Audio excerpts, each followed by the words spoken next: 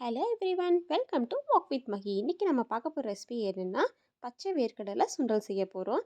அதுக்கு நம்ம ஒரு 4லேருந்து 5 மணி நேரம் பச்சை வேர்க்கடலை ஊற வச்சுக்கலாம். அதுக்கப்புறம் குக்கரில் போட்டு ஒரு 4லேருந்து 5 விசில் விட்டணும். உப்பு போட்டு வேக வச்சு எடுத்துக்கலாம். இந்த மாதிரி வெந்திருக்கணும்.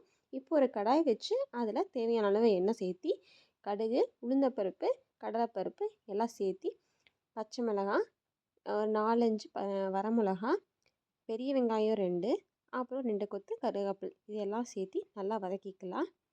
இதுக்கு தேவையான அளவு உப்பு சேர்த்திக்கலாம். ஏன்னா ஏற்கனவே நம்ம வேர்க்கடலையில் உப்பு போட்டிருக்கோம்.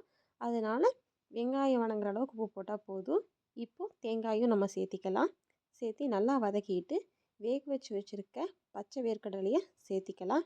இது 2 நிமிஷம் நம்ம வேக வச்சு எடுத்தோம்னா அருமையான சுண்டல் ரெடி ஆயிடும். இதே மாதிரி உங்கள் வீட்டையும் ட்ரை பண்ணி பாருங்கள். வாக் வித் மகி சேனலை சப்ஸ்கிரைப் பண்ணிக்கோங்க. தேங்க்யூ.